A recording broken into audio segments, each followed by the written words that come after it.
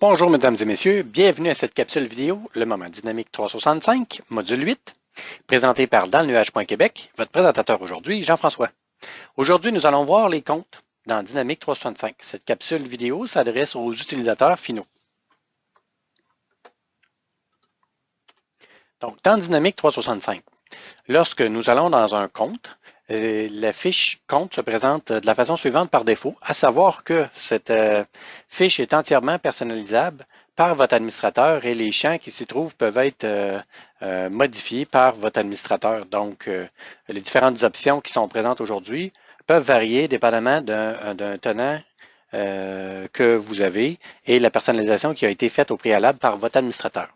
Mais présentons la fiche compte par défaut, comment qu'elle se présente lorsque on démarre le tenant Dynamique 365 sans personnalisation additionnelle. Donc, qu'est-ce qu'on va retrouver dans notre onglet compte? Premièrement, quand on est dans notre compte lui-même, on a ici un onglet au bout du nom du compte qui nous donne accès à d'autres sous-menus. Donc, on a accès aux activités de notre compte, à Insight, qui est un module, une application additionnelle que nous avons ajoutée à notre tenant Dynamique 365 en ce moment, qui est aussi disponible. On a accès aussi aux profils sociaux. Les profils sociaux sont une option qui est disponible si on utilise l'application Social Engagement de Dynamique 365. Donc, ça nous donne accès aux différents fils sociaux qu'on retrouve ici, dont Facebook, Twitter et autres là, qui sont disponibles. On a accès aussi aux différents contacts de notre compte, qu'on va voir aussi dans notre onglet plus bas, aux différentes connexions, c'est-à-dire les différentes relations qu'on aurait. Connexion est une fonction spécifique. Vous allez trouver une capsule vidéo à ce sujet. Je vous invite à faire une recherche. Vous allez trouver une capsule vidéo seulement sur connexion, parce que c'est vraiment un outil qui peut être très intéressant. Historique d'Audi, vous allez voir tout ce qui s'est passé dans le compte, par qui, comment, et qu'est-ce qui a été fait dans ce compte-là. Donc, si vous cherchez qui a fait quoi. Droit, ici, on viendrait trouver des contrats de services qui sont liés à notre client. Des ressources pouvant être affectées. À noter que cette option provient du module Project Services, Project Automation Services, qui est un service d'automatisation de projet en français, qui est un module additionnel de Dynamics 365 qui est installé sur notre démo. Même chose au niveau des ressources. Les chiffres de vente réelle, c'est la même chose aussi, c'est lié à d'autres modules. Donc, ces lignes-là ne seront pas là. Les lignes d'opportunité, c'est les différents produits qu'on aurait soumissionnés dans une opportunité. On va trouver ici toute la liste de nos devis, la liste ici de nos commandes, la liste des différents produits qui sont soumis aussi. Même chose au niveau ici de la liste des opportunités. Les activités liées à une enquête, si vous utilisez le module Opinion des clients et vous avez soumis votre client à un sondage, vous pourriez trouver les activités auxquelles les sondages de clients ont répondu. Projet fait rapport ici à service d'automatisation de projet. Tarif de projet aussi la même chose. Donc, quels sont les tarifs de projet qui s'appliquent à ce compte-là? Les incidents au niveau du module de service, donc les incidents qui auraient été ouverts, les listes marketing dans lesquelles notre compte est, ou on peut l'ajouter dans des listes marketing. Ça ici, ça fait rapport ici aux factures qui auraient été faites par rapport au service de projet. Et ça ici, c'est d'autres processus que vous auriez créés au niveau de votre Dynamique 365. Maintenant, au niveau du compte lui-même, on va voir ici le nom de notre compte, le numéro de téléphone du compte principal, le courrier principal du compte, son site web, les comptes parents. Un compte parent, c'est-à-dire est-ce que ce compte-là est une branche ou une division d'une autre compagnie qu'on va voir, que je vais vous montrer un peu plus loin. La relation avec notre compte, c'est-à-dire que c'est un champ qui n'est pas tout le temps présent de base au niveau Dynamics 365, mais c'est un champ qui est disponible et que votre administrateur peut ajouter. Donc, ce compte-là, présentement, c'est un client. Il pourrait être catégorisé comme étant partenaire, investisseur et ainsi de suite. Ce sont des options que vous pouvez rajouter. Donc, ici, celui-ci est un client. Les tarifs, donc, dépendamment de vos ce client-là, quel tarif il paye? Est-ce qu'il est en dollars US par défaut? Ici, dans notre tenant démo, on est en dollars US, donc il utilise notre liste de prix par défaut. Donc, ça veut dire que quand vous allez faire une cotation à votre client, par défaut, il va prendre la liste de prix dans lequel, les tarifs dans lesquels vous l'avez mis, son adresse. Vous allez ici avoir le contact principal du compte. Si on clique dessus, on peut ouvrir le contact.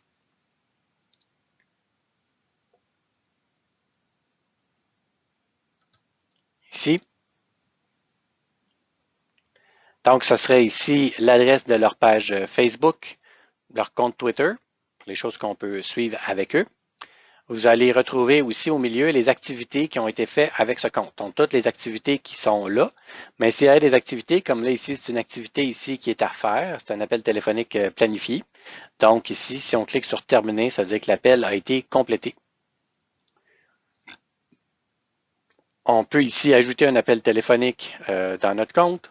On peut venir ici ajouter une tâche à faire. Maintenant, ici, la tâche est attribuée à moi, mais je pourrais l'attribuer aussi à une autre personne. Je pourrais dire que la tâche ici doit être faite par... Faire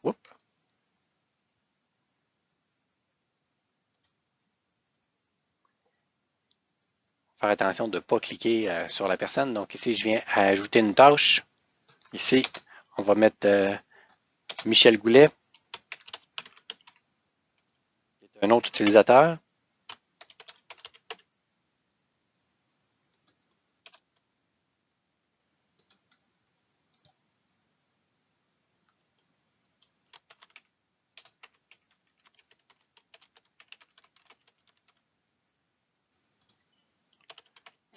On vient ici mettre une échéance. La tâche sera effectuée demain. Avec 1 heure par défaut, la priorité de la tâche. Okay, donc, on voit ici qu'on a une tâche planifiée qui est venue s'ajouter. On veut consulter ici toutes les activités qui ont eu lieu dans notre compte. Donc, on a ici une activité ouverte qui est présentée. Si on veut voir toutes les activités qui ont été faites, donc on a ici les activités qui ont été créées par Alain Goulet, mais on peut aller avec toutes les activités qui ont été faites. Donc ici, on a d'autres activités qui vont ici nous apparaître.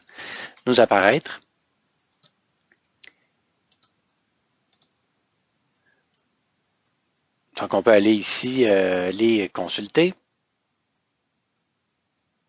On va retourner dans notre compte Co-Henry. Ici, on a des notes qui auraient été ajoutées au niveau de notre compte. Si dans la note ici, il y a un élément attaché, on peut cliquer dessus pour l'ouvrir. On utilise OneNote. Dans ce cas-ci, l'intégration OneNote a été faite. Donc, on aura accès aussi au carnet OneNote pour notre compte. Donc, ici, on a donc notre onglet de Insight avec l'information sur notre compte, les différents contacts qui sont disponibles, les incidents qui sont ouverts aussi pour ce compte, les tarifs de projet. Si vous utilisez l'application d'automatisation de projet, vous aurez des tarifs de projet qui vont être affichés ici. Vous avez d'autres informations au niveau du profil de la société qui vont être affichées ici. Vous allez aussi avoir au niveau de la gestion du marketing ici les possibilités d'autorisation d'envoi, la méthode de contact, ainsi de suite. Si la personne ne veut pas ce compte-là ici, on ne peut pas envoyer de campagne marketing par courriel. Donc ici, on fait ne pas autoriser. Dans ce cas-ci, vous ne pourrez pas l'ajouter à une campagne. Ça ici, c'est pour le module de service après-vente qui s'appelle Field Service en anglais. Donc, c'est les différentes options pour ce module-là. Planification, la même chose, c'est pour ajouter la longitude et latitude de notre compte pour pouvoir planifier une intervention directement avec le géopositionnement. Ici, les dernières options qui nous restent à voir, ici, c'est se connecter, comme je vous ai expliqué précédemment, qui font partie d'une autre capsule. L'ajouter ici à une liste marketing pour une campagne future, pour des projets qu'on aurait à faire. On peut attribuer ce compte aussi à quelqu'un d'autre. Donc, je viens me l'attribuer à moi-même. Je l'ai attribué à Michel Côté.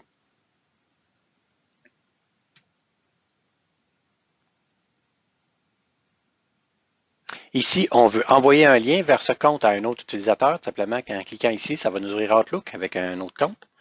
Aussi, si on veut désactiver le compte qui n'est plus en opération, on veut ici le supprimer. Traiter, ça serait une tâche que vous auriez créée au niveau du système. Et afficher la hiérarchie ici va nous permettre d'afficher les comptes qui sont sous notre compte Co-Henry. Donc, on voit ici que Co-Henry a aussi 3 autres comptes qui sont aussi propriétés de Alain Côté. Donc, on a Co-Diagnostic, Co-Vineyard et Co-Vineyard et Henry, qui sont des branches là, de notre compte Co-Henry. Ici, en cliquant sur compte aussi, on a accès au dernier compte sur lequel on est allé. Donc ici, je reclique sur compte.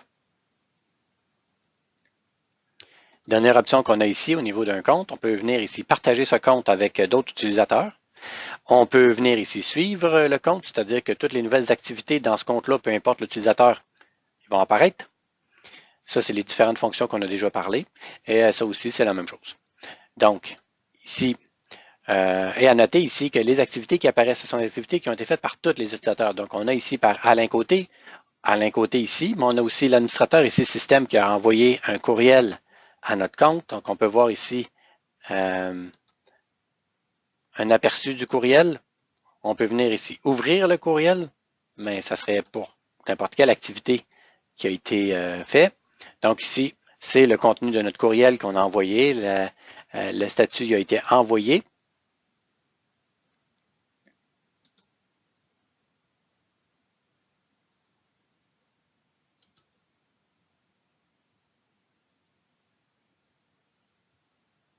C'est le même principe pour toutes les activités qui sont là. Donc, en cliquant sur la petite flèche ici, ça nous permet d'ouvrir. Quand on clique ici sur la plus grosse flèche, ça nous permet d'avoir un aperçu de l'activité, la date à laquelle elle a été faite, et ainsi de suite. Donc, c'est pour tous les éléments, ça fonctionne de la même façon.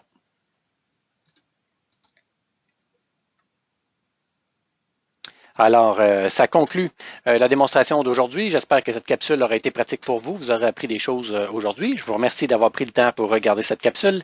N'hésitez pas à nous contacter pour de la demande de formation en privé 1 à 1, pour du développement sur mesure sur Dynamics 365, des suggestions de capsules vidéo que vous aimeriez voir. Vous avez des questions? N'hésitez pas à nous écrire à l'adresse dynamics365@commercial-dans-le-nuage.québec.